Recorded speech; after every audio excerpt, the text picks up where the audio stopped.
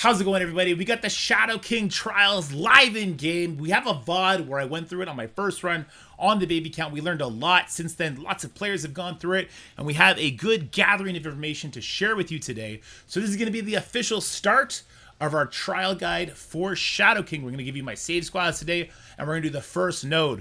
Tomorrow and subsequent days, we're going to have videos coming out, highly edited videos coming out for each node with some tips and tricks that we learned while we're playing through the event itself. This is a 17-day event, so please pace yourself. I have some thoughts on that in this video, but without further ado, let's jump into it. And the first thing I want to specify what we're doing here, and it may not be possible for you, is I'm going to be doing the highest difficulty, but I'm not using my big boy account. I'm using my smaller account, which means not a lot of diamonds, not a lot of gear tier 19, but I am hitting the star requirements. 7-star requirement, by the way, just a visual error. My entire Annihilator team, minus Surfer and Ultimus, they are 6 red star. But I digress. So we are going to be doing the highest difficulty possible, and I have every single pack turned on except for the serums. If you want to take some packs off, I think that's perfectly fine, because there's going to be such high gridlock at the very top trying to fight for these positions. And if you're in a position like I am, where you only have 6 red star Annihilators, not a lot of diamonds, not a lot of gear tier 19, it's going to come down to efficiency. This is going to be an efficiency fight off, right? Normally, I'd be pretty bummed about that, except honestly, the event was so much fun. There were tough nodes that if you employed a certain strategy, you got through them really nicely. And that's what I hope to share with you guys. And just that fact alone, that sort of PvE fun to sink my teeth into, that really made me enjoy this event. I hope you enjoy it too. Let me know in the comments if you enjoyed this event, by the way. I know when it first came out, people were freaking out, but once you start doing some like node preps and stuff like that, it's amazing. But let's talk about which packs you could take off. So all mutant villain characters deal an additional 15% damage. Let's talk about mutant villains for a second. Who do we got for mutant villains that we would use here? I can't think of any off the top of my head that are super interesting to this. Apocalypse. Okay, so Apocalypse is a mutant villain. That's true. Namor is a mutant villain. No, you know what? This one is just straight positive. You should definitely just keep this one equipped. When a tech villain character spawns, enemies lose 5% resist. This is great for you. We're going to be using Lady Deathstroke. We're going to be using Iron Patriot. So there's lots of characters that's going to benefit us. So keep that one on. Global hero characters gain 5% damage for each Avenger, Wakanda, and Inhuman ally. This buffs up your Illuminati. Just use this. When a character defeats a hero character, they gain 20% speed bar. You're going to need this. This is just going to help you on your adventures. All arena abilities are active during this run. If you don't have this on, good luck getting through that Annihilator node. Cosmic villain characters gain 5% crit chance for every positive effect they have. Again, this just buffs your Annihilators. When a bio-villain character defeats an enemy heal, that's your Gore and your Gladiator and Cosmic Crucible. You need that on for Illuminati. So, unfortunately, / fortunately, kind of more unfortunate, the packs are still uninspiring. The packs is just, you might as well have them all equipped. The only things that will adversely affect you is going to be these experimental serums. This is for people trying to fight for efficiency for top 50, top 500. So equip those if you have giant teams. Trust me, guys, it's not going to be worth your time unless you do have really big Annihilators, a really big Captain Britain with diamonds on it. It's not going to be really worth your time to try and force these serums, because you're going to lose out on efficiency to the people that have those characters big anyway. That doesn't mean we can't have fun, though. So let's go ahead. Let's jump in game on difficulty 15 with these equipped. And the first thing I want to do is I want to talk to you guys about the save squads that I will share with you here today. And I have them saved under my tower tag. Yes, my tower tag. So I have a team for every single node here, and I have a couple different options for you, right? The first team I'm going to use, this is very, very, very, very important, okay? Our first team is Deathpool, Nightcrawler, Mephisto and Skrull you don't have to use, but they just help you get through the node faster. If you have bigger characters and you want to prep other characters, like, I don't know, Pav and Red Hulk, you could probably get through that here. But this first node is actually kind of, it hits pretty hard, and you want to make sure all your characters leave very healthy. And then I have Vol. Vol is super important here. So what is the purpose of this? We need to have Nightcrawler Ultimate open for his first turn in the Brawler node, and Vol, I really want her ultimate available as well. The character's going to die super fast, so Deathpool actually comes in, and she'll be feeding energy to herself, Vol, and Mephisto. And we want to try, if possible, to get Deathpool's ultimate up available as well. That was super beneficial. And then we have Illuminati. I don't have Captain Britain in here, guys. I don't have Captain Britain here on purpose. My Captain Britain on this account is 3 yellow stars. I did not use Captain Britain for this. I would not recommend you use Captain Britain unless you have him at least like 6 red stars, 6 yellow, 6 red. Iron Man with his debuff extension, his defense down, the energy he generates was instrumental in this account being able to get past that second node. And that second node is a doozy, make no mistake. Then we have the global villain node. We're going to be using Cabal with Apocalypse and Agatha here. This node is free. This is just collect your efficiency points and move on. This is going to be a very important node for the people fighting for that top 50, top 500 to get through it as least turns as possible. Just make sure you don't use any Namor abilities. You want Namor fresh for the Brawler section. And here is your Brawler options. There's lots of options, but there's 2 characters that are instrumental to all the teams, okay? That's Nightcrawler with his ultimate and Namor. We need those 2 characters on our team. You have a couple options here. Pav, he has slows. He gives the opening enemies vulnerable. Guardian, giving your guys offense up. A turn 1 stun. Lady Deathstrike, I think, is also pretty instrumental here. I just didn't want to include her in all of them. Her damage is absurd, and everyone has her built really high, so she's an amazing character to lean on for your Brawler nodes. I'm going to use her in all my teams for sure. The next option, sub off Pav, put in Blade. This is particularly true if you have a big blade like Lady Deathstrike. She will demolish the opponent. And also, if you have that awakened passive, she's going to be doing some amazing, or he rather, is going to be doing some absolutely amazing assists for you, just clubbing the enemy over the head. A couple of the teams we have, again, the 2 main pieces, Nightcrawler, Namor, with endgame Thanos and Vol. I think this is more a team if you have a bigger endgame Thanos. Just spamming into that expose, keep getting your energy, just keep popping off. That's a really fun team too. And there's lots of different variations for the Brawler. It's just so important, those 2 abilities you have ready. Nightcrawler, Ultimate, and Namor. All of his stuff up. The bigger your Namor, the better off you'll be as well.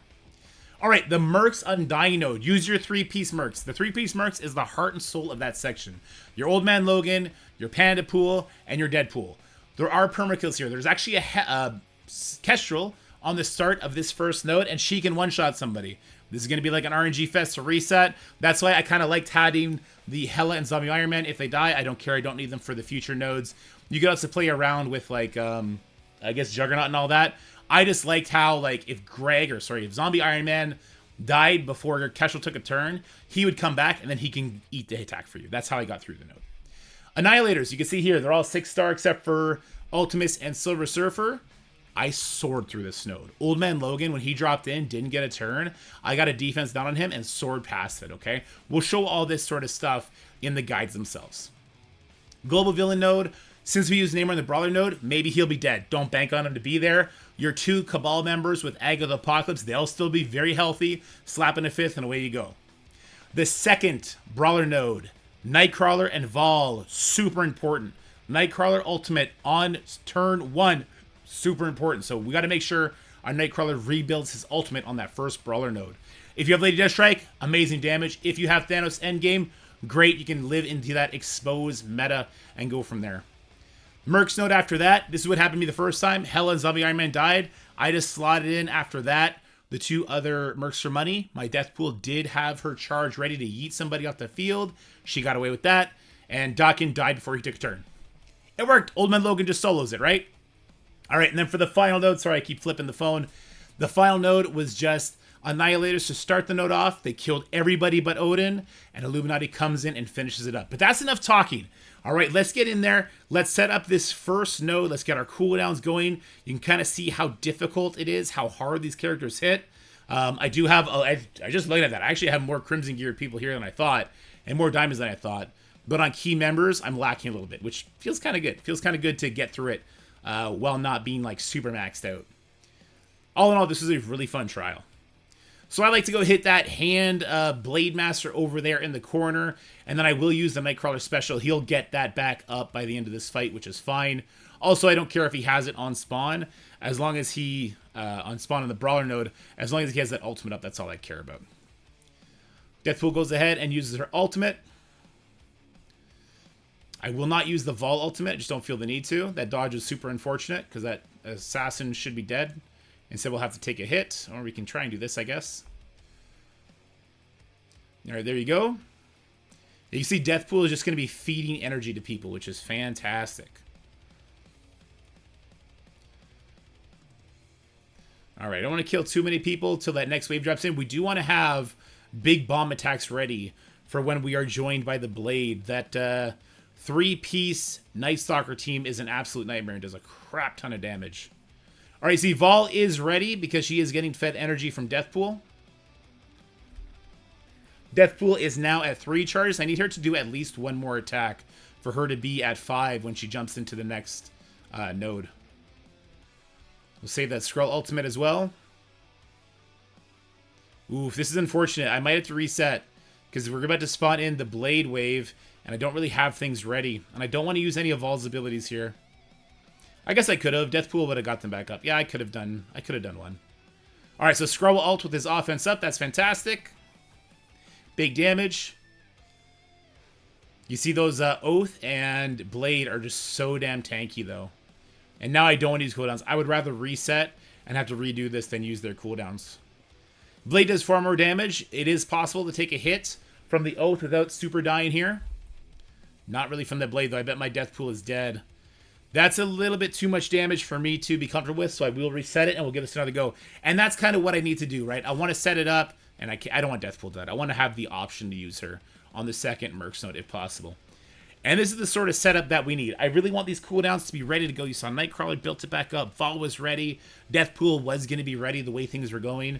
But we just didn't... It was like a not crit that we didn't get along the way. So the enemies didn't spawn in. The Blade Wave didn't spawn in right before Mephisto went. It was kind of after the fact.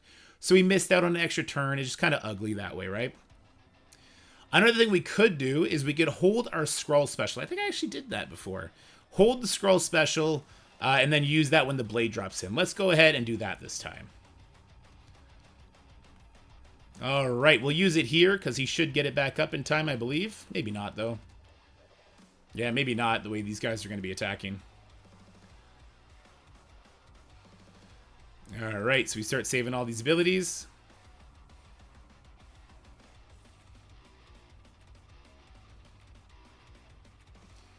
Good stuff.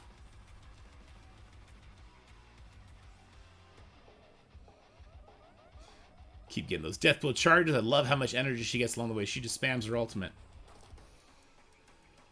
Vol is ready. That's great.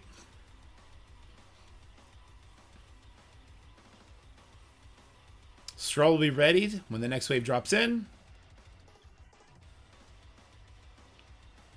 Try and stall out a little bit here. Okay, Deathpool is now ready. And Vol will summon in that next wave. And we can go from there. Remember, we cannot use Skrull or Mephisto anywhere else in this Scourge, or this trial, whatever you want to call it. So you're free to use both of their abilities. Alright, we do want to save these guys, though. Alright, so got a rewind here. Only 20% because we only have the one villain. Just basic. Obviously trying to save cooldowns at this point.